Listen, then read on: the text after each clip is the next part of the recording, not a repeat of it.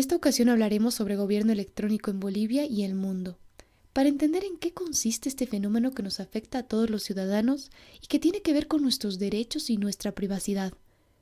¿Cómo el Estado utiliza la tecnología para gobernar? Ahora lo vamos a averiguar con nuestro invitado especial, Cristian León. Les cuento que Cristian es especialista en derechos digitales, ciberseguridad y gobierno digital. Actualmente ocupa la Secretaría de ALSUR, que es un consorcio de 11 organizaciones de derechos digitales en 8 países de Latinoamérica, y es director ejecutivo interino de la Fundación internetbolivia.org. También es Short Term Consultant del Banco Mundial en Gobierno Digital y Protección de Datos. Trabajó por 6 años en la Organización Regional de Asuntos del Sur, en la cual fue director programático y coordinador del proyecto de Innovación Pública 360, asesorando a 19 gobiernos subnacionales y 3 países de la región. Fue analista investigador y consultor para la Vicepresidencia de Bolivia, el PNUD, el Tribunal Supremo Electoral de Bolivia y la Gobernación de Cochabamba. Fue parte de equipos de consultorías para la Organización de Estados Americanos, la OEA, y Open Government Partnership. Tiene un máster en Science de la Universidad Bristol en Inglaterra y es licenciado en Ciencias Políticas por la Universidad Católica Boliviana, además de ex becario Chevening. Como oyeron, Cristian tiene una gran formación y experiencia en el asunto, así que estoy segura de que disfrutarán y aprenderán mucho en este episodio. Acompáñenme. Bienvenido, Cristian. Es para mí un placer tenerte en Status Legal Podcast. Este es nuestro tercer episodio y creemos que eres la persona ideal para hablar del tema de gobierno electrónico. Hemos venido hablando primero en el primer episodio de lo que es innovación en el sector legal, dentro de un tema más práctico, digamos, de cómo los abogados asumen y deberían asumir tal vez el reto de lo digital ahora dentro de la profesión. En el segundo episodio hemos hablado con el doctor Camargo de la importancia ya del derecho, tal vez de un enfoque más académico, dentro de lo que implica esta transformación digital, no solo en nuestro país, a nivel mundial, ¿no? Así que hoy es para nosotros genial tenerte aquí porque queremos hablar de gobierno electrónico en Bolivia, pero también en términos generales, ¿no? Todo lo que implica este gobierno digital, gobierno electrónico que ha empezado a esparcirse dentro del planeta, digamos, de todos los países, de diferente manera, con diferentes tendencias y enfoques. Así que gracias, Cristian, bienvenido al programa. Muchísimas gracias, Mariana. Más bien un gusto de ser parte de este podcast y pues aquí a la orden a poder tener una buena conversación. Así es, esa es la idea, que de una manera así súper tranquila podamos llegar a las personas con temas bien importantes, ¿no? El podcast se ha vuelto un medio o un canal tal vez tan práctico de poder aprender mientras uno está haciendo cosas tal vez mecánicas, ¿no? Limpiando la casa a veces. Es un buen momento para escuchar temas interesantes. Así que primero quisiera preguntarte, tú eres politólogo, ¿qué es lo que te ha llevado a especializarte y a introducirte en este mundo de lo digital, de la ciberseguridad, de los gobiernos electrónicos y datos, que claro, yo te entiendo, es un tema muy apasionante, a mí también me apasiona, pero ¿qué es lo que te ha llevado a ese lugar? Bueno, esa es una excelente pregunta porque me hace retroceder tanto. Yo creo que viene un poco de que yo me crié con computadoras, ¿no? Mi hermano mayor, que tenemos mucha diferencia, cuando yo era niño y él estaba en la universidad, él estaba estudiando ingeniería de sistemas y compraron una computadora, ¿no? En la casa. Eran carísimas en ese tiempo, costaban así como $2,500, algo así. Entonces, mientras él programaba, aprendía a programar, yo tenía como 5 o 6 años, pues lo veía programar, ¿no? Viendo el Turbo Pascal, me acuerdo, y le preguntaba, ¿y qué es esto? ¿Y qué es aquello? ¿No? Y a partir de eso me fui como que involucrando con la tecnología, ¿no? Y entendiendo también lo que él hacía, aprendí a programar HTML más o menos a los 9 años, ¿no? Y así, poco a poco. Luego tuvimos internet y eso fue así como un boom, costaba todavía, igual era carísimo, ¿no? Porque se conectaba por el teléfono, así que las cuentas de internet eran así enormes. Claro. Y bueno, poco a poco, ¿no? Entonces ya cuando pasa también que tengo mucha influencia de mi papá era político, ¿no? Fue alcalde incluso en un municipio en el Beni. Entonces, siempre tuve esa influencia del lado político, por un lado, y de mi hermano del lado de la informática. Entonces, eventualmente me decidí más por ciencias políticas, pero luego, siempre en ciencias políticas decía, ¿cómo me puedo relacionar con los temas tecnológicos? ¿Qué relación existe ahí? Hasta que luego conocí la comunidad de software libre, la comunidad de Más y Mejor Internet para Bolivia, y también muchos activistas, ciberactivistas, blogueros, y cuando los conocí y me di cuenta, bueno, ahí es el camino, ¿no? Y empecé a trabajar con varios de ellos, y pues fue un camino ya de más de 10 años que estoy en estos temas. Va más o menos así, ¿no? La versión resumida. Excelente, Cristian. Me parece genial porque creo que en esta fusión de conocimientos y de ramas es donde pueden surgir muchas cosas, ¿no?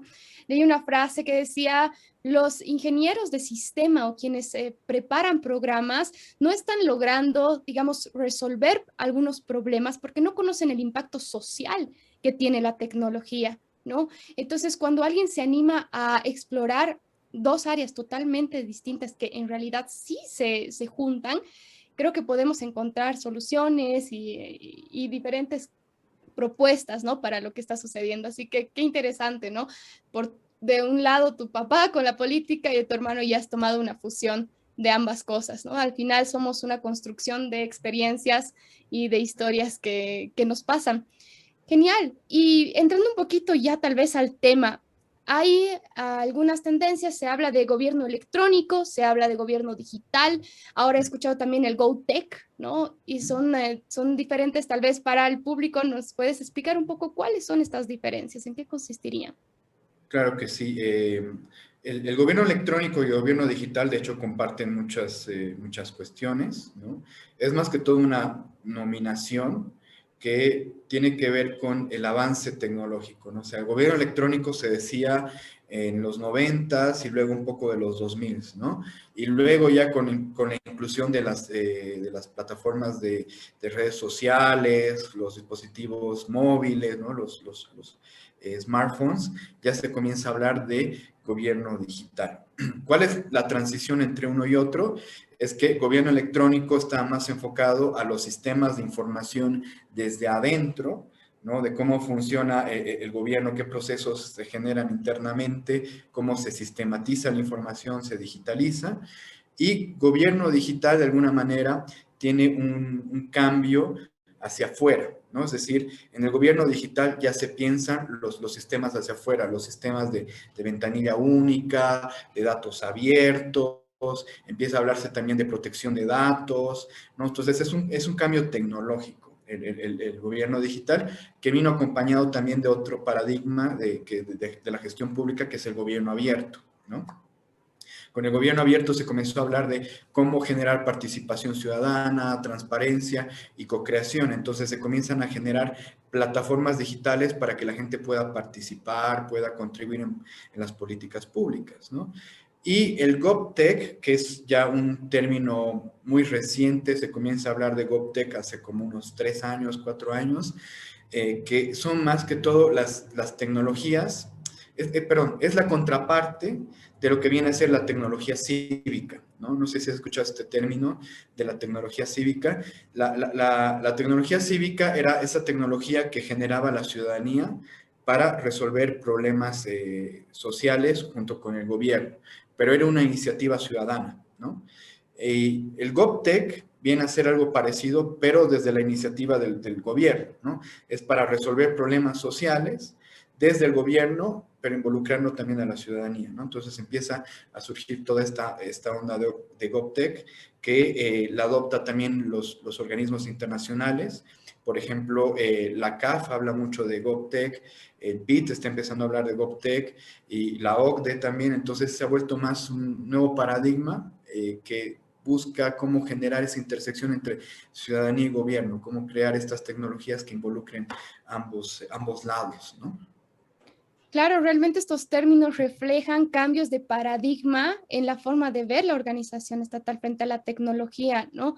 Esta última tendencia justamente pretende, creo, resaltar algunos de los otros actores que son muy importantes dentro de una gobernanza, digamos, de Internet en particular, y hablando de cada estado, ¿no? Es reconocer esos otros agentes. ¿Qué otros agentes podríamos decir, ya que estamos un poco en esto, que son importantes al momento de implementar un gobierno electrónico?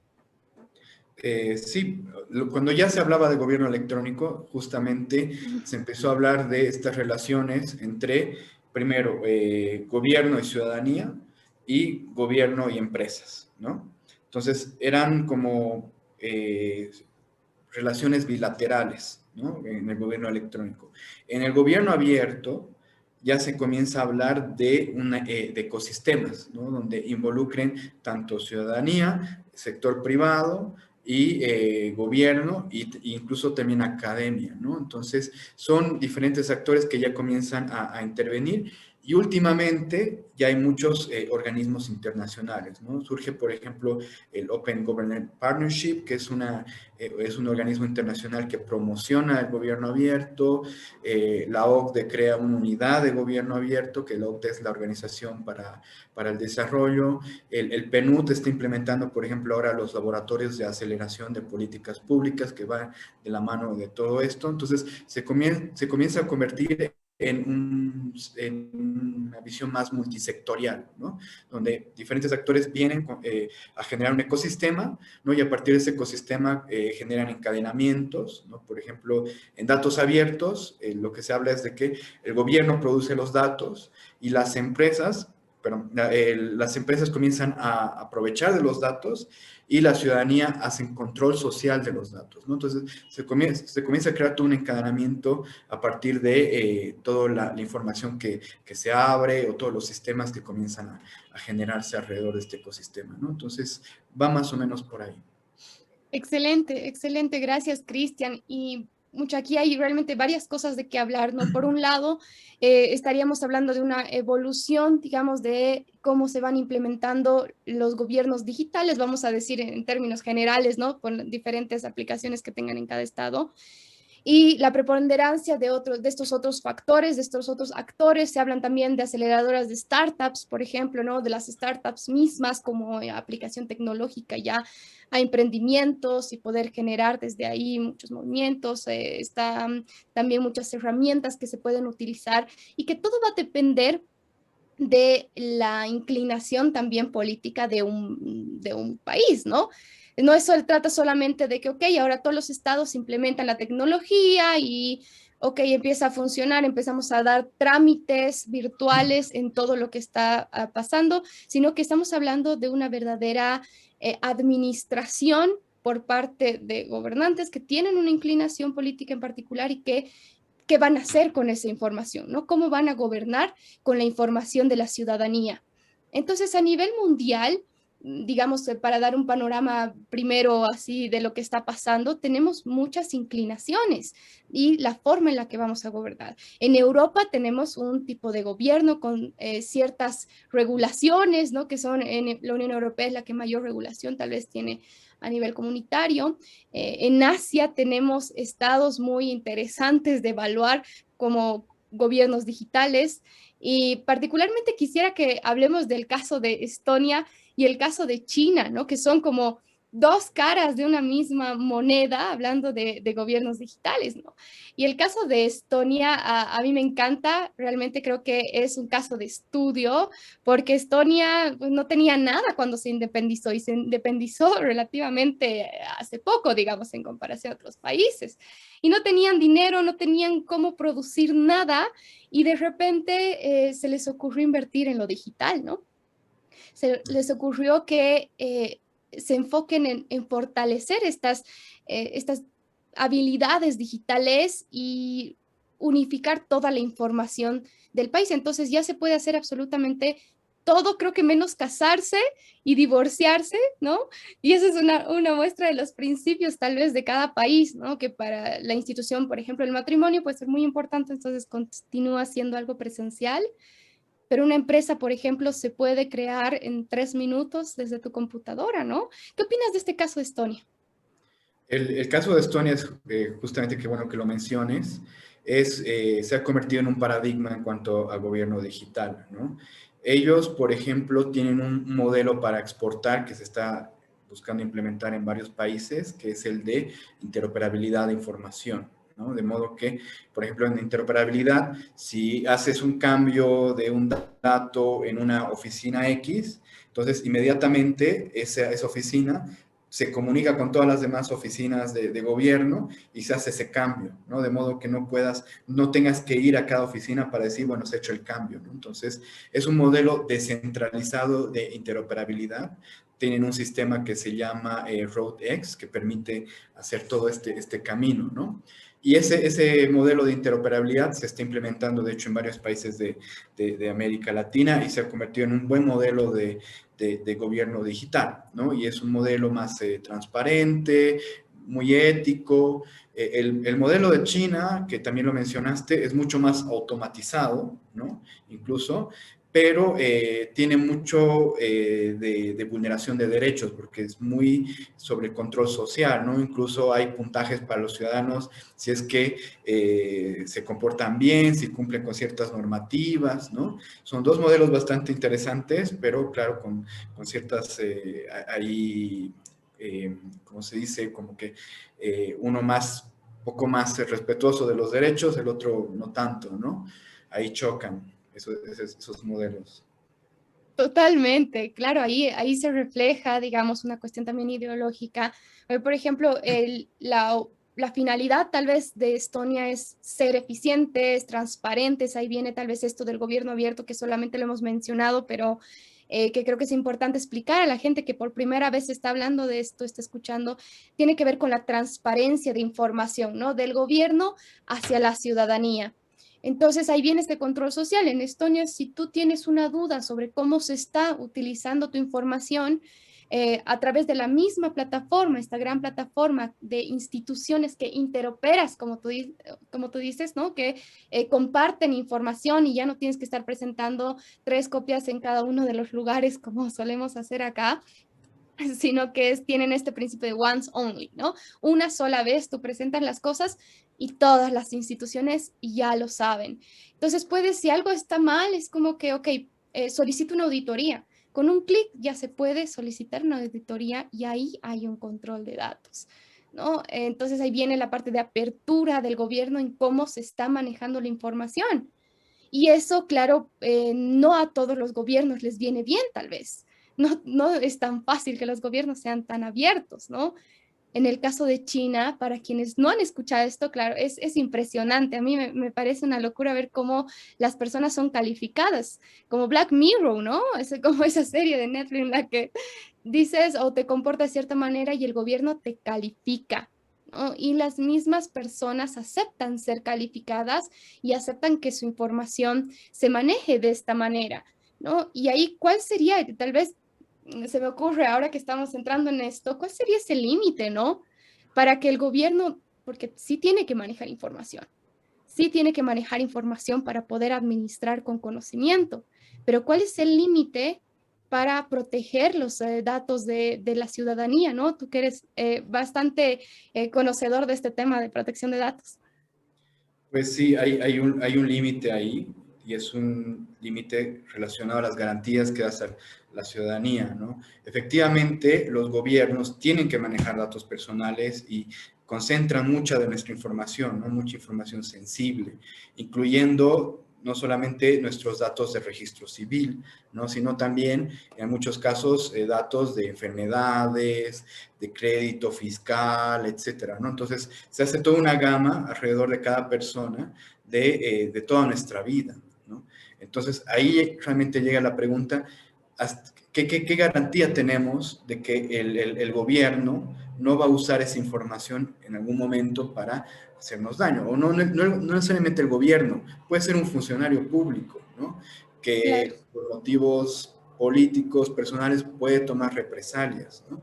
Entonces, realmente se necesita poner esos límites al Estado y que nos realmente nos den esa garantía de que se van a proteger nuestros derechos constitucionales, ¿no? Es por eso que justamente se crean, ahora no solamente el gobierno, ¿no? También las empresas, ahora que las redes sociales, las empresas de redes sociales manejan tanta información personal de todos nosotros.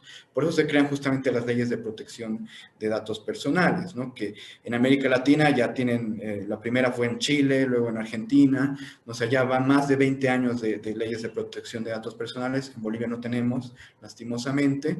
Y bueno, en Europa ya desde el 2018 tienen el GDPR, que es una normativa ejemplar en cuanto a protección de datos personales, ¿no? Y creo que es muy importante tener eso porque hace que el ciudadano o la ciudadana se sienta tranquila de que se van a manejar sus datos, de que si hay algún problema va a poder rectificar sus datos, va a poder preguntar qué datos están recabando, y cuando utilicen los datos también le van a pedir el consentimiento, ¿no? Ese es el principio de esta normativa.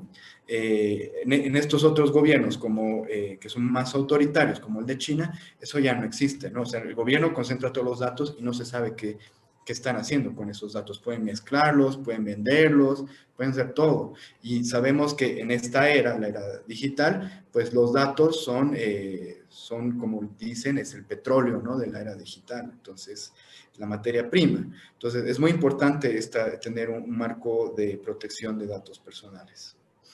Totalmente, los datos y la información es el poder que se disputa hoy en día, ¿no? Este mercado de datos es impresionante y todo tiene que ver con la concepción que tenemos sobre nuestros datos, es decir, si un dato me pertenece, ¿no? Es mi propiedad, mi dato es mi propiedad, porque en Asia no lo toman así. En Asia no, la información es del Estado, ¿no? En cambio, en Europa, que ya están avanzados con esto, dicen, no, el dato es parte de mi personalidad, es una propiedad mía y por lo tanto yo decido qué se hace y qué no se hace. Ahora, obviamente, cuando estamos hablando de gestión pública, sí tenemos que ceder, digamos, ciertos datos por un bien social, colectivo, ¿no? De organización y demás, pero esto del consentimiento que tú dices creo que es clave. Es decir, ok, yo acepto que usen mis datos, pero para A, B y C objetivos, ¿no? Para esto. Y nada más. Y esto que tú dices también es súper importante de qué pasa con los funcionarios, porque no es solamente un ente, el Estado que tiene acceso, sino son muchas personas naturales que tienen acceso a la información. Entonces, creo que siempre caemos en esto de que necesitamos una ley de datos, o sea, realmente necesitamos. Y con esto tal vez podemos ya pasar a Bolivia, porque hemos hablado del caso de Estonia, hemos hablado del caso de China, digamos, estas dos caras. Pero ¿qué está pasando en Bolivia? Para nosotros manejamos todavía el concepto de gobierno electrónico, ¿no? Sí. Y a partir de la agenda, perdón, patriótica, 2017-2025 se implementa este plan de gobierno electrónico para Bolivia, ¿no? Que tiene varias etapas. Tal vez nos puedes hablar un poco, Cristian, de en qué consiste este plan de gobierno electrónico para nuestro país. Claro, como dices, Mariana, el año 2017 se crea el plan de implementación del gobierno electrónico, pero que en realidad ya estaba de alguna manera plasmado en lo que es el plan estratégico de AGETIC, ¿no? AGETIC se crea el año 2015, la Agencia de Gobierno Electrónico, y ya estaba plasmado. Entonces han tardado como unos 2 años en generar el plan, que si bien tiene el término gobierno electrónico y eso da un poco de como que está muy retrasado, ¿no? Pero más allá del término, hay muchas cosas que rescato de ese plan que están muy buenas, ¿no? Por ejemplo, menciona de que los servicios públicos y también de alguna manera las telecomunicaciones son un derecho básico, ¿no? Entonces, esa línea, esa oración que me encuentras justamente en el preámbulo, para mí fue muy importante porque no necesariamente se entiende así todas las veces, ¿no? Entonces, había una visión muy social detrás de ese plan de implementación del gobierno electrónico. Otra cuestión muy interesante era de que contemplaba varios niveles de implementación. Por ejemplo, el nivel 1 era todo lo que es el gobierno central, ¿no? Luego contemplaba todas las ETAs, ¿no? Que son las entidades territoriales autónomas, que es municipios, gobernaciones y pueblos indígenas. Luego contemplaba las entidades de control social, ¿no? La Fiscalía, Defensoría, Contraloría. Y finalmente las universidades públicas. Era un plan bastante integral en ese sentido en cuanto a sus alcances dentro del Estado, ¿no? Y contemplaba también tres pilares, que eran el gobierno eficiente, el gobierno soberano y el gobierno participativo. El gobierno eficiente más relacionado a el tema de servicios, ¿no? El gobierno soberano al control de la información, ¿no? Que haya interoperabilidad y de que haya soberanía tecnológica. Y el gobierno participativo con dos objetivos claros, que era abrir datos y generar participación ciudadana, ¿no? Entonces, es un muy buen plan. El problema es de que, primero, contemplaba de que en un año todas las entidades públicas tenían que tener planes de gobierno electrónico, ¿no? Pero obviamente no se cumplió. Y de hecho, no hay un número exacto de cuántas entidades cumplieron, pero si uno hace como el rastreo, fueron menos del 30%, ¿no? Más o menos. Y luego, otra cosa es de que ese plan como que ha quedado, no desactualizado, pero que ha dejado de ser implementado, ¿no? O sea, es decir, ya lo que uno ve, lo que están haciendo ahora, ya no se está cumpliendo ese plan, es como lo han dejado un poco de lado, ¿no? Entonces, era un plan interesante, que tenía una visión de gobierno digital por detrás, ¿no? Pero que lastimosamente no se ha llegado a cumplir como debería ser. Has tocado temas súper interesantes, Cristian. Por ejemplo, tal vez las personas quisieran entender a qué se refiere cuando hablamos de soberanía tecnológica, ¿no? Que es uno de los pilares de esta primera fase, digámoslo así, del plan de implementación de gobierno soberano. ¿Qué quiere decir soberanía tecnológica? Es un principio que está muy ligado con, y voy a seguir aumentando términos, con la gobernanza, ¿no? del Internet y la capacidad de control de tu información y de los sistemas que manejas, ¿no? ¿Por qué surge este principio de soberanía tecnológica? Porque sabemos que muchas de las tecnologías que usamos hoy en día, por ejemplo, correos electrónicos, servidores, ¿no? Infraestructura de servidores, todo está en empresas de afuera, ¿no? Por ejemplo, los correos electrónicos, mucha gente tiene Gmail, ¿no? O tenía Hotmail o Outlook, ¿no? Entonces, imagínate si una entidad del Estado, una autoridad, una alta autoridad, tiene su correo de Gmail, eso significa que si manda un correo a otra autoridad, y lo hace a través de Gmail, ese correo tiene que pasar por servidores fuera del país, ¿no? En empresas que pueden estar controladas también por ciertos intereses políticos. Entonces, hay cierta información que tiene que ser manejada internamente. Entonces, cuando se hablaba de soberanía tecnológica, era dejar de depender de sistemas de infraestructura extranjera para tener nuestra propia infraestructura, ¿no? Por eso, por ejemplo, se crea la ley en realidad, decreto del software libre, ¿no? Que implicaba de que todas las entidades del Estado iban a tener software libre para no depender de licencias como de Microsoft o de otras empresas. Eso se implementó muy poco, digamos, ¿no? Muy pocas entidades públicas instalaron otro sistema diferente de Microsoft, ¿no?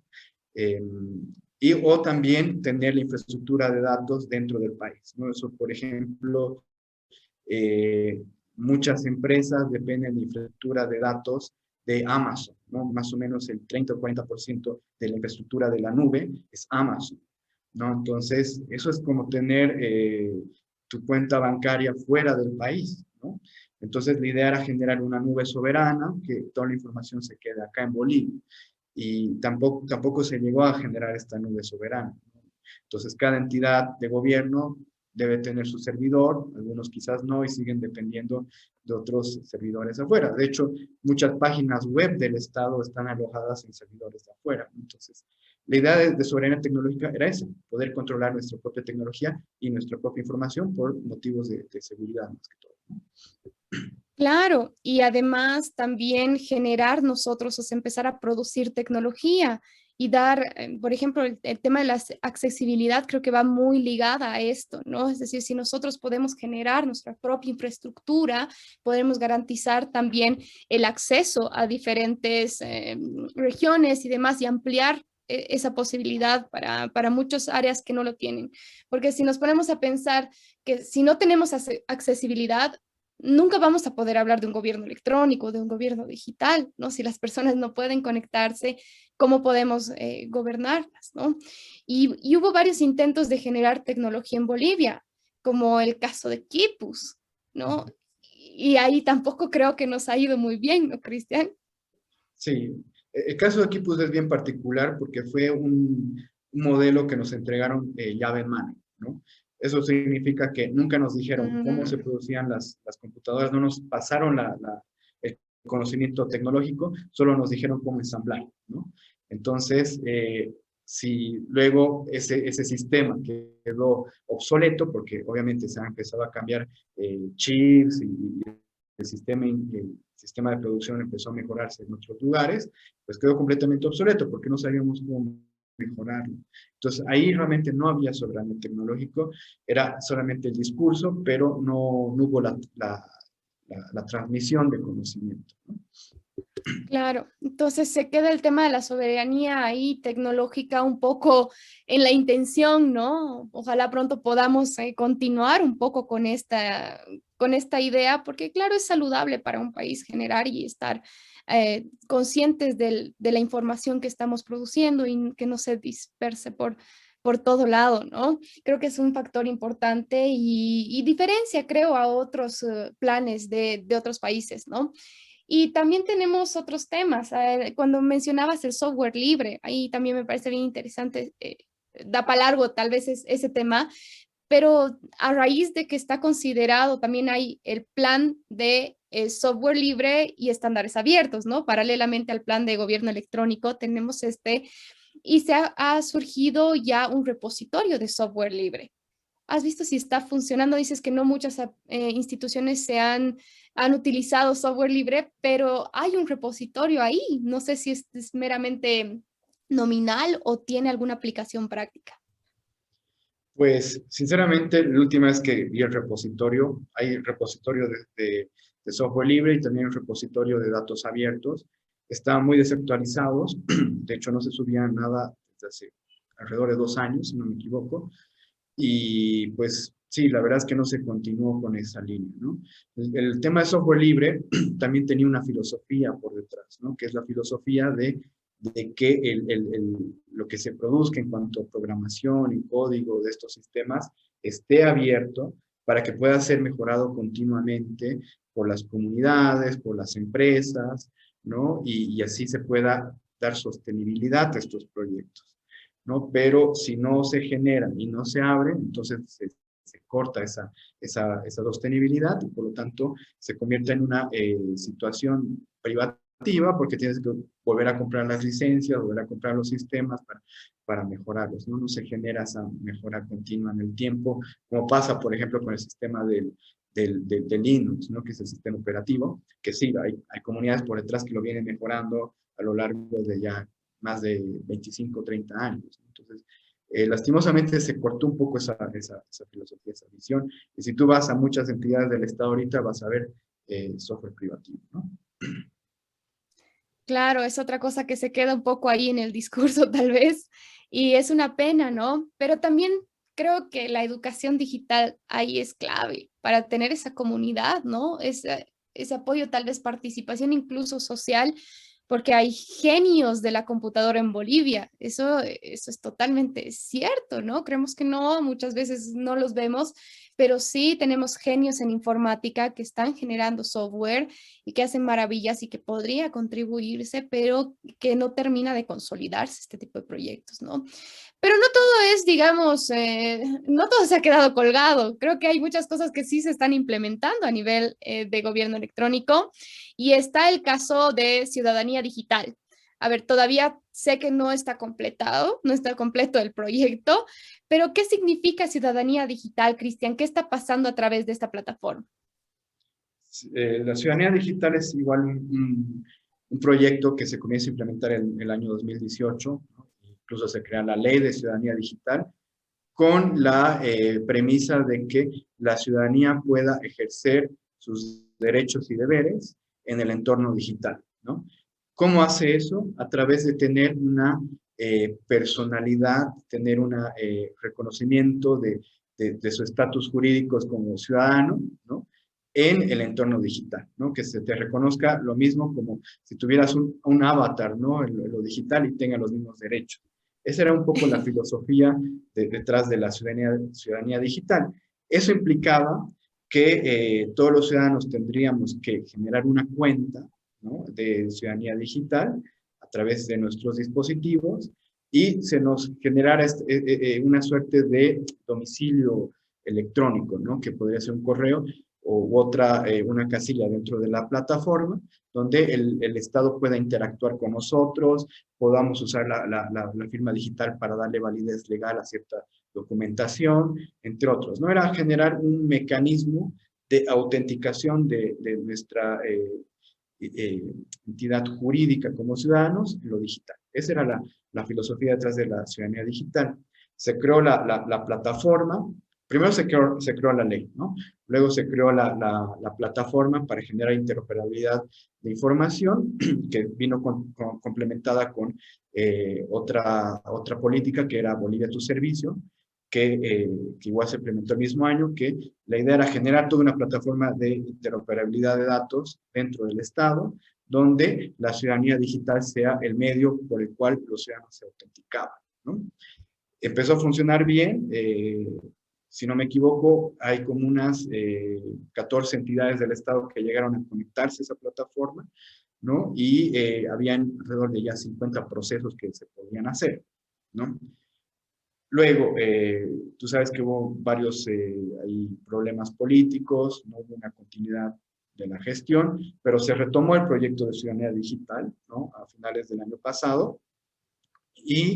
Pero el problema es que este año, si tú entras a la aplicación de ciudadanía digital, yo la tengo en mi celular y recientemente me metí para ver cómo estaba, solamente hay 3 procesos que puedes generar a través de la ciudadanía digital, no, perdón, 4 procesos, ¿no? Uno reciente, que uno era el bono para personas con discapacidades, ¿no? El otro era procesos relacionados al Ministerio de Trabajo, o sea, cuestiones más de índole laboral, ¿no? No sé cuáles exactamente porque tenías que tener una contraseña para poder acceder a ellos. El otro era la suscripción al SUS, ¿no? El servicio, perdón, ¿cómo se llama? Sistema Único de Salud. Exacto, ese. Y un cuarto, que lo han habilitado recién, que es para hacer denuncias de corrupción dentro del Estado, ¿no? Lo cual me parece que no está bien porque se supone que cuando uno hace una denuncia de corrupción, más bien quiere mantener la anonimidad, ¿no? Estar protegido. Entonces, la ciudadanía digital, que es una aplicación que te viene más bien a autenticar y decir, eres tú, efectivamente, ¿no? Entonces, no tiene mucho sentido ahí. Pero esos eran los 4 procesos que estaban vigentes hasta hace poco, ¿no? Y hubieron hasta este año 33,000 personas que se suscribieron a la ciudadanía digital, o sea, no llegamos ni al 1% de la población, ¿no? Entonces, realmente el proyecto de ciudadanía digital está bien, pero han habido problemas ahí de socialización, de que realmente las entidades del Estado comiencen a usarla, de modo que se convierta en un sistema que sea funcional y que sea útil para la ciudadanía, ¿no? Entonces, esa es la situación actual de la ciudadanía digital. Claro, entonces haciendo un resumen, o sea, diríamos que sin identidad digital es muy difícil que pueda existir un gobierno electrónico, ¿no? Porque esa identidad digital es la que va a validar tus actos, van a tener validez jurídica, los actos que puedas realizar a nivel digital. Y para eso viene, digamos, el principio de equivalencia funcional, el tema de la firma digital y demás, que nos van a decir, ok, tiene el mismo valor que un documento físico. O sea, lo que sucede en la red tiene el mismo valor que un documento físico. Tal vez ese es un paradigma, ¿no? Que hay que romper porque muchas personas no están terminando de entender eso, ¿no? De la validez de lo que tiene lo que hacemos en redes sociales, ¿no? Más que redes sociales en el Internet. Por otro lado está esta interoperabilidad que no está funcionando tan bien en Bolivia. Y creo que es también por la diferencia que había de tecnología entre una institución y otra, ¿no? No están pudiendo interoperar del todo en nuestro país. Y claro, nadie va a sentir la necesidad de ser parte de ciudadanía digital en Bolivia si es que vas a entrar y no puedes hacer prácticamente nada, ¿no? Entonces, en medida de que no haya esta interoperabilidad de instituciones, pues tal vez ciudadanía digital no va a tener esa importancia que se quisiera, digamos, ¿no? O la respuesta de la ciudadanía. Y también lo que dices es importante, si no se difunde esta idea, no se educa, pues tampoco la ciudadanía va a poder responder a esto, ¿no? Entonces creo que esos podrían ser unos elementos importantes. Pero hay otros actores también que están tomando el gobierno, digamos, digital. ¿A qué me voy? El área judicial, por ejemplo. Viene la pandemia y no había cómo seguir, ¿no? Y la justicia era algo que tenía que seguir y no estaba siguiendo, ¿no? Era como, ¿qué está pasando aquí? Realmente, ¿por qué no tenemos las herramientas suficientes para continuar? Y ahí tuvieron que adelantarse muchos procesos, ¿no? Y ya estamos hablando de la plataforma, no sé, Blackboard para llevar audiencias a nivel virtual. Estamos hablando de justicia libre, que se ha tenido que acelerar, que era un proyecto que tenía todavía, digamos, tiempo. Y creo que vale la pena hablar de justicia libre, que es, para quienes no lo conocen, este sistema de la fiscalía, ¿no? Donde ya puedes presentar denuncias online y puedes hacer un verdadero seguimiento a tu proceso porque tenemos un portafolio, ¿no? ¿Cómo crees que está funcionando esto? Lo que he escuchado es de que sí está funcionando muy bien. Han habido varias capacitaciones que ha hecho AGETIC, ¿no? A todo el sistema ahí, judicial. Algo que me comentaron es de que había una cuestión de protección de datos de por medio, ¿no? Que habían filtraciones de información, ¿no? Y había poco control en ese sentido, ¿no? Que hay unas cuestiones que no se han resuelto, pero en sí, como mencionas, era una necesidad poder facilitar estos procesos, sobre todo en pandemia. Así que, sinceramente, no conozco muy bien cómo funciona o cómo opera en lo Claro. tecnológico. Lo que he escuchado es más de esto de la filtración de información, que sí es un riesgo, ¿no? Porque eh, hay acceso a la información y a veces no hay estos controles que deberían haber a nivel de ciberseguridad. Eso me lleva a una pregunta muy importante, Cristian, y es la ciberseguridad que existe en las instituciones públicas. ¿Tenemos ciberseguridad en Bolivia? Lastimosamente, es uno de los, como se dice, una de nuestras más grandes carencias, ¿no? Eh, Recientemente salió el ranking de ciberseguridad de la Unión de Telecomunicaciones Internacional, que es una entidad que pertenece a la ONU, y Bolivia está en los últimos lugares, ¿no? Y esto porque, Ouch. por varias cosas, ¿no? Hay una cuestión de política pública. Bolivia es uno de los pocos países que no tiene una política pública específica de ciberseguridad, no hay como algo que diga así tiene que ser la ciberseguridad, ¿no? Estos son los estándares que tienen que cumplir todos los sistemas del Estado, las páginas web. Hay un manual que sacó el CETIC, que es el Consejo TIC, que estaba liderado por AGETIC, ¿no? Hay un manual de recomendaciones, ¿no? Pero nada que obligue a las entidades a cumplir con esos estándares mínimos de ciberseguridad, ¿no? Entonces, ahí hay una cuestión de mal manejo, digamos, ¿no? Debido a que no hay una política central. Hay otra cuestión referida a los propios sistemas, muchos sistemas desactualizados, páginas web con un montón de brechas de seguridad, ¿no? AGETIC tiene un centro de información de incidentes informáticos, ¿no? Y de acuerdo al último reporte que sacaron no hace mucho, hace como 2 meses, preocupaba que de los 80 incidentes informáticos que tuvieron en un solo mes, muchos de ellos tenían que ver con brechas de información, ¿no? Entonces, y es por malas configuraciones de las páginas web, malas configuraciones de los sistemas, que hacen que sea muy fácil encontrar huecos por los cuales infiltrarse esos sistemas, ¿no? incluso con exposición de datos personales. Eso estaba en el informe. Entonces, es preocupante eso también, ¿no? Que no haya la suficiente información dentro de los equipos informáticos como para resolver esos problemas, ¿no? Y finalmente también hay una cuestión relacionada a los cibercrímenes, ¿no? Hay el famoso protocolo convenio de Budapest, que es un convenio referido al cibercrimen, que es un convenio internacional, el cual Bolivia nunca se adhirió, ¿no? Y ya se está hablando del segundo convenio de Budapest. Hay muchos países que ya están haciendo sus estudios de cómo podría ser un segundo convenio de Budapest, pero Bolivia ni siquiera entró el primero, ¿no? Eso implica de que no tenemos una normativa de cómo entender los cibercrímenes en Bolivia. Tenemos en el Código Penal 2 artículos, ¿no? Pero que están referidos al tema de piratería informática. Pero nada de los grandes problemas de cibercrímenes que hay hoy en día, ¿no? Ransomware, extorsión, las estafas, eso no está realmente normado. Hay temas también de acoso, por ejemplo, ¿no? En la Fundación Inter en Bolivia recibimos un montón de casos referidos a acoso, ¿no? Y eso no está, ¿no? Entonces, realmente hay que actualizar nuestra normativa. Eso es el tercer punto, ¿no? Entonces, sería una política nacional, luego generar las capacidades dentro de los equipos del Estado, los equipos de informática, y lo tercero sería actualizarnos en cuanto a normativa para luchar contra cuestiones como el cibercrimen. Claro, es que realmente todo viene concatenado, ¿no?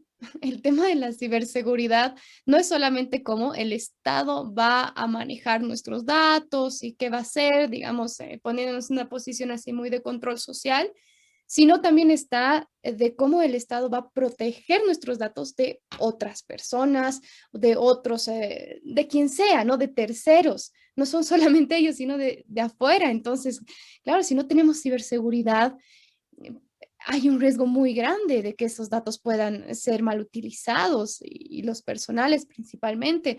Ha habido un caso al principio de la pandemia que se ha filtrado una lista de enfermos del Ministerio de Salud porque han hackeado las redes sociales del gobierno. Entonces, creo que no es posible que pueda haber tal falta de cuidado, ¿no? Si es que el gobierno no puede proteger nuestros datos, ¿cómo vamos a sentirnos nosotros de que se vayan a utilizarlos, ¿no? Entonces, es un verdadero problema la ciberseguridad paralela a la falta de legislación. Y ahí está también, por ejemplo, la ley que mencionabas de ciudadanía digital, que tiene un artículo respecto a protección de datos, ¿no? Y que no basta para nada. Es como que será sometido el funcionario a responsabilidad administrativa si es que utiliza mal los datos y queda ahí, ¿no?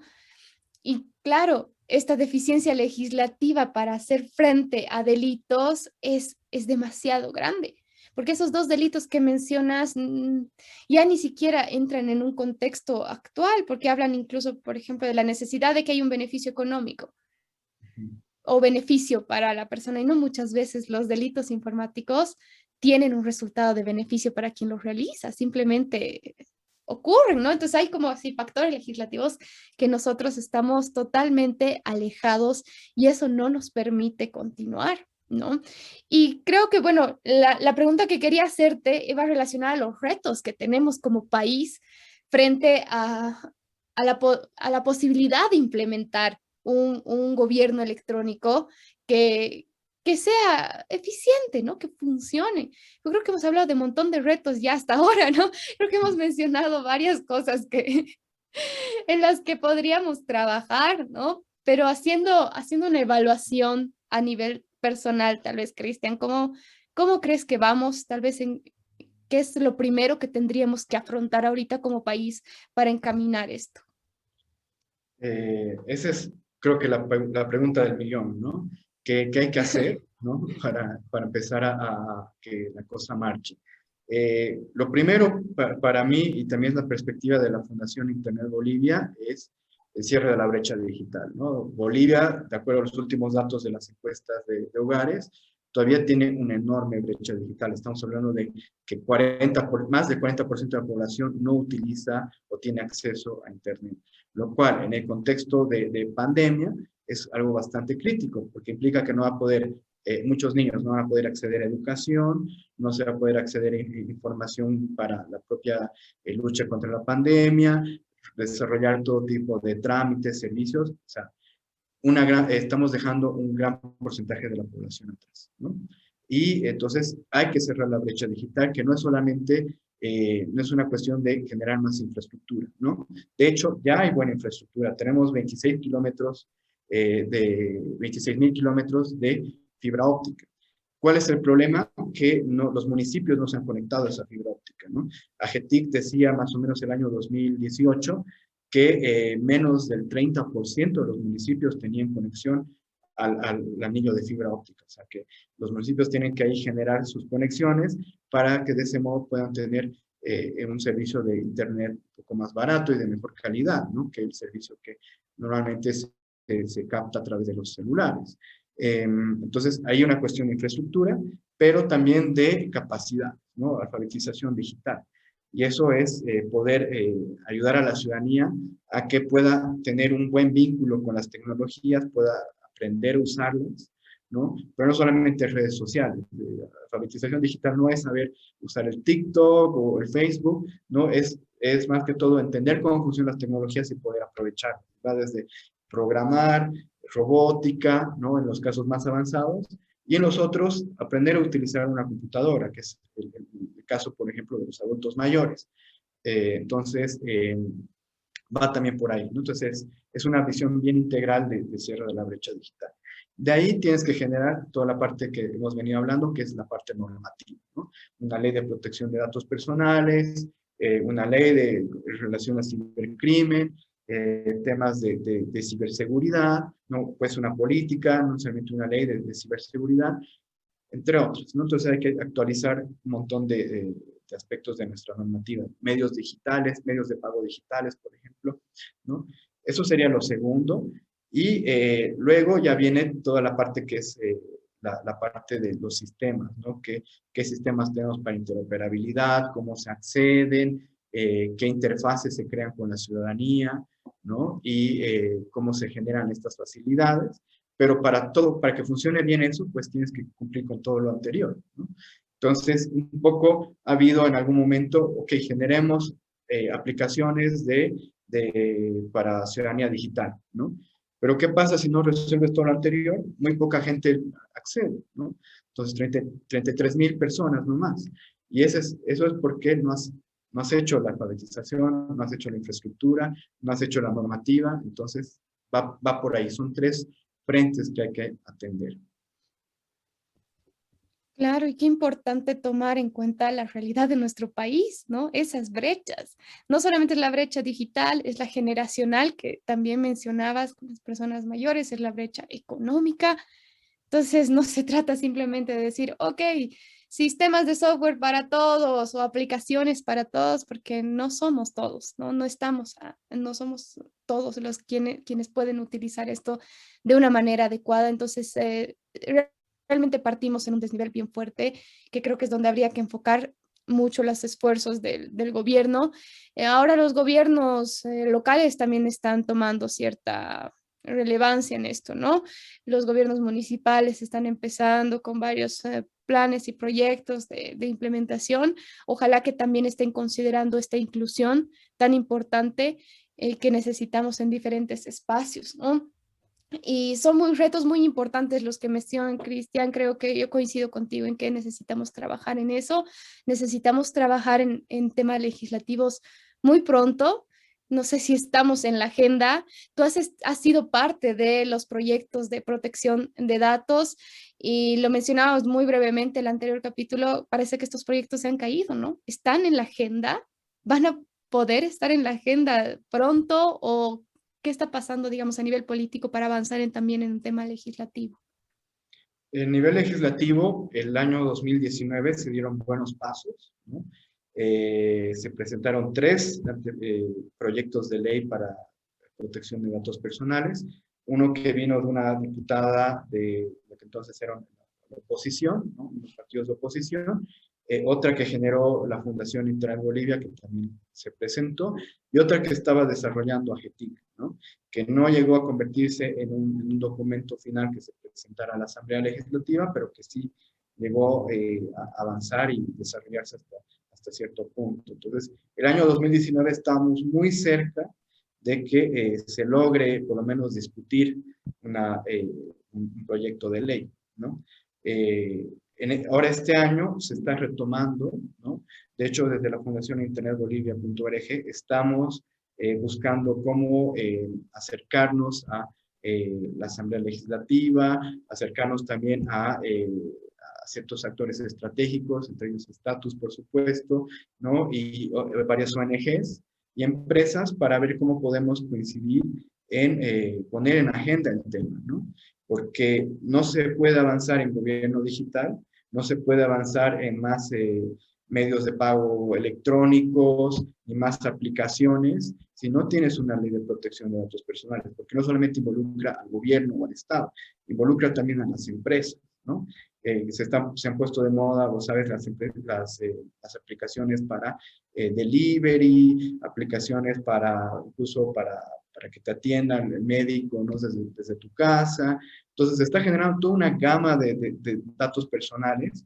¿Y quién cuida eso? ¿No? Y muchos de esos datos son bastante sensibles, ¿no? Desde tarjetas de crédito, enfermedades, toda una serie de cuestiones y realmente no hay cómo proteger esa información. Entonces, se necesita en este momento urgentemente una ley de protección de datos personales. Totalmente. Y las startups y empresas que están tomando protagonismo, porque puede que tal vez el gobierno no esté a un ritmo acelerado, avanzando en gobierno digital, pero las startups están surgiendo, las empresas están buscando alternativas y que por supuesto muchas son digitales porque entienden el contexto en el que estamos viviendo. Entonces, la innovación no está parando y eso es bueno. Eso es bueno. De hecho, hay que impulsar más innovación en el país porque la economía digital probablemente sea un camino que nos va a salvar de toda esta crisis post-pandémica, ¿no? Que estamos viviendo. Entonces, puede ser un camino tan importante de apostar, pero si nuestras bases no son sólidas, como dices, realmente el tema de la protección de datos es más importante de lo que mucha gente cree. No, no es solamente, ay, mi foto del Facebook que se comparta, ¿no? Sino son realmente información que te hacen a ti como persona y que no estamos entendiendo dónde está llegando esa información.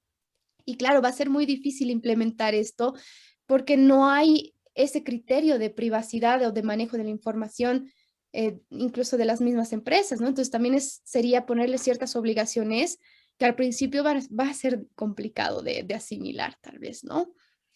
Y bueno, Cristiana, tengo ahí un tema que me parece también importante para terminar un poco, ir cerrando nuestra conversación, y es el tema de la democracia ligada al gobierno electrónico. ¿No? Hemos hablado de que tenemos una identidad digital, de que ya podemos realizar o vamos a poder realizar varios deberes y obligaciones a través de los medios digitales. ¿Y qué pasa? O sea, ¿qué espacio, qué nos permite y también tal vez a qué nos arriesga el hecho de que la gobernanza suba a los medios digitales? ¿Cómo tiene que ver esto con la democracia y con la participación ciudadana?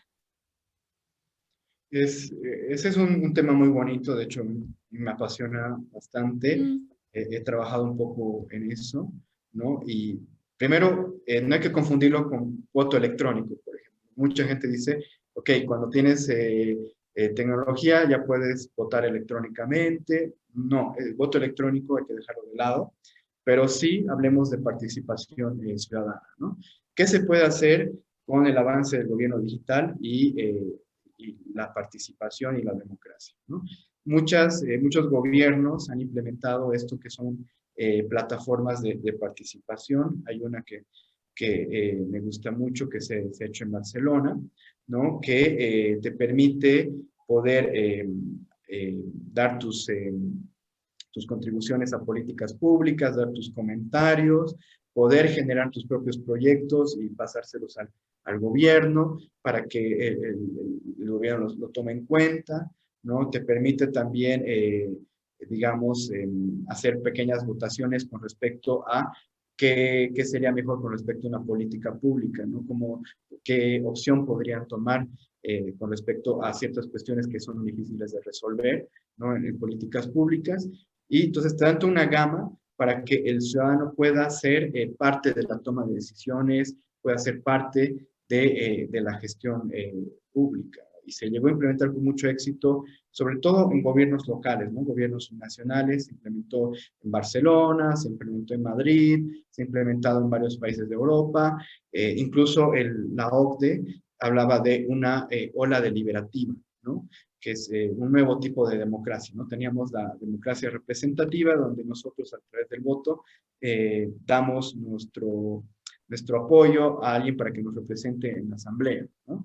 Entonces, en esta nueva versión de democracia, nosotros deliberamos, ¿no? Entonces, podemos, ya no dependemos de alguien que nos represente, sino que directamente podemos participar, dar nuestras opiniones, y es todo el tiempo, porque las tecnologías nos permiten, ¿no?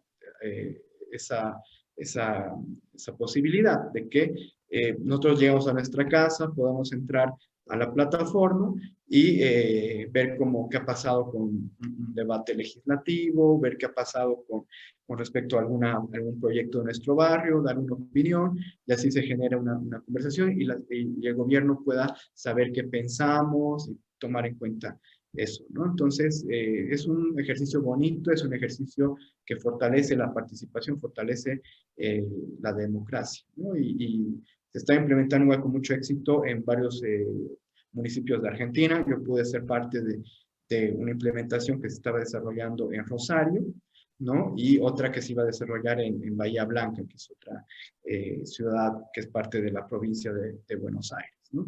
Entonces, realmente es una buena práctica. Y acá en Bolivia yo creo que deberíamos también implementarla de aquí en breve.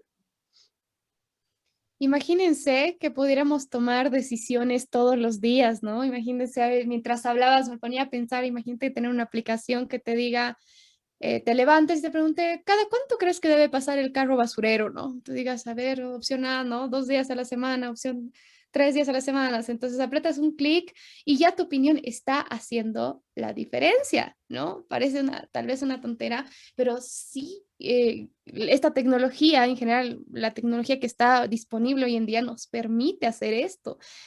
Simplemente con un criterio tal vez de realmente querer que haya esa participación ciudadana y implantar un poco de innovación, la aplicación adecuada y la forma adecuada tal vez de preguntarle a las personas, ¿no?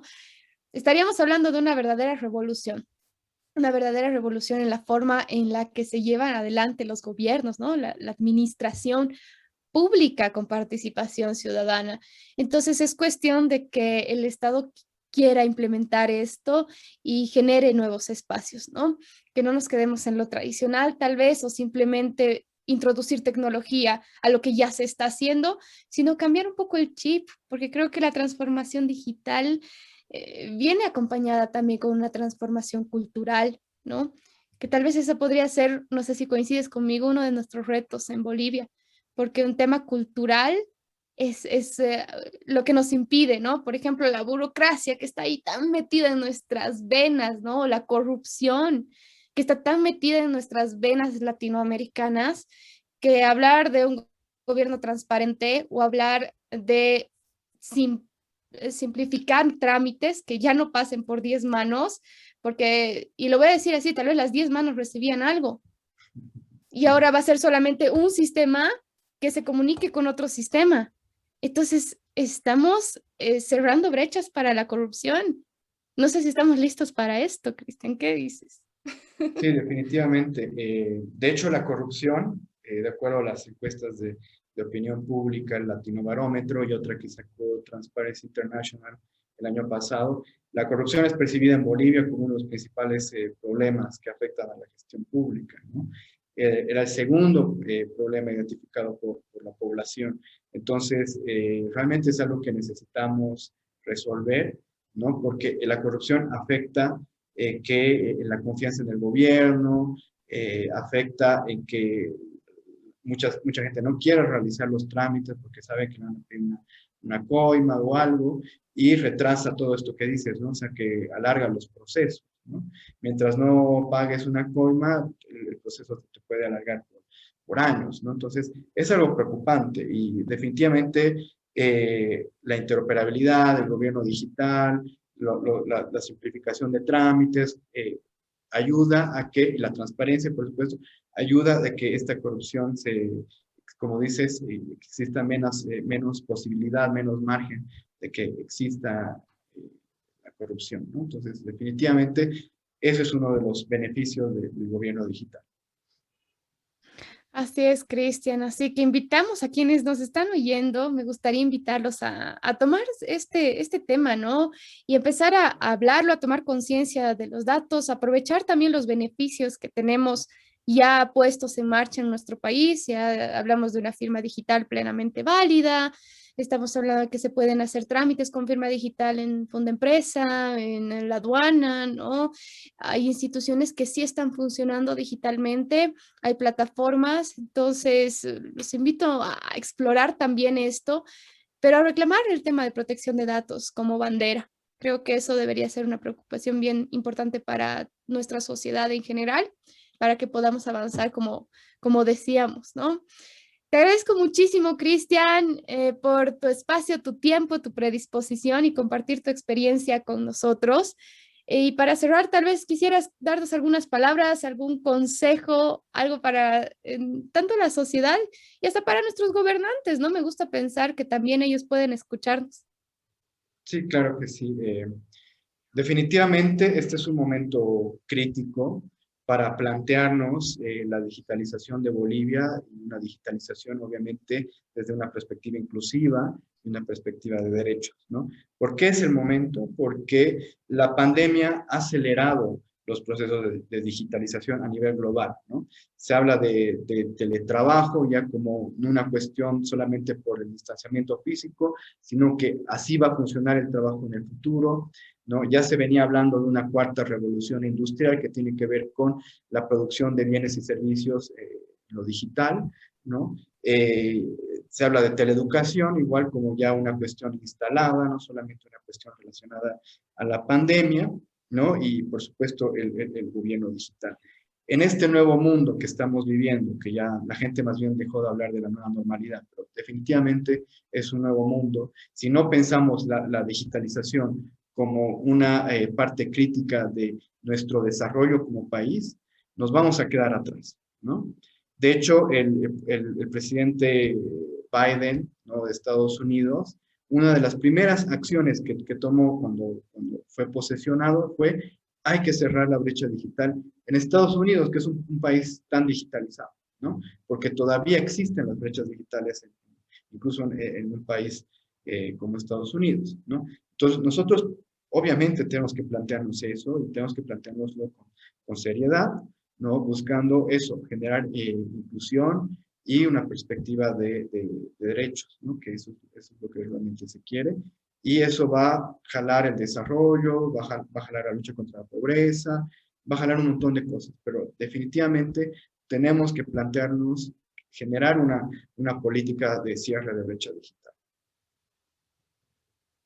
Excelente, Cristian, totalmente de acuerdo contigo. Eso va a ser lo que nos permita, pues ya explorar otras cosas, como hablábamos de la participación, de la eliminación de la corrupción, pero hay que empezar donde hay que empezar para sentar unas buenas bases, ¿no? De gobierno electrónico digital en nuestro país. Ha sido un placer tenerte en Status, Cristian. Serás bienvenido siempre que tú quieras. Abierto el espacio para ti y un abrazo muy fuerte hasta otra ocasión. Muchísimas gracias, Mariana. Igual ha sido un verdadero gusto poder tener esta conversación de ida y vuelta, ¿no? Complementándonos en nuestras respuestas, en nuestras visiones. Igual un gran agradecimiento a Status y todo el apoyo, ¿no? Para los proyectos que tengan, todas las ideas y ver cómo podemos más bien complementarnos y poder colaborar, ¿no? Porque tenemos un mismo objetivo, que es esto de digitalizar Bolivia desde esta perspectiva de derechos, ¿no? Así es, Cristian. Seguro que vamos a estar con varios proyectos en un futuro. Un abrazo. Este ha sido un episodio más de Status Legal Podcast. Gracias por escucharnos.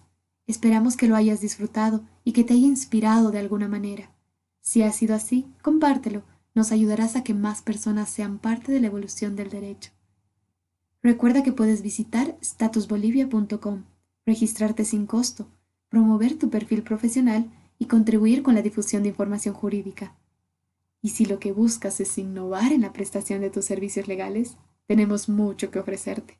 Por ejemplo, como parte de nuestros servicios de marketing jurídico, podemos diseñarte una marca única, hacerte sesiones de fotografía profesional y asesorarte en el manejo de redes sociales. Asimismo, modestia aparte, creamos muy buenos eventos académicos. Si visitas nuestro canal de YouTube, verás que hemos realizado con mucho éxito diferentes webinars y congresos sobre derecho y tecnología. Ve y aprende. Ahora, también ofrecemos gestión de pasantías para firmas y estudios jurídicos. Los contactamos con los mejores estudiantes de derecho y así generamos oportunidades para todos. Finalmente, si te sientes lista o listo para asumir el reto digital, te ofrecemos desarrollar tu propio sitio web. Como puedes ver, te ofrecemos todo lo que necesitas para tener presencia digital y despegar tu carrera. Visítanos o escríbenos. Estamos en todas las redes sociales. Ha sido un placer compartir este espacio y tiempo contigo. Hasta un próximo encuentro en este grandioso camino hacia el futuro del sector legal.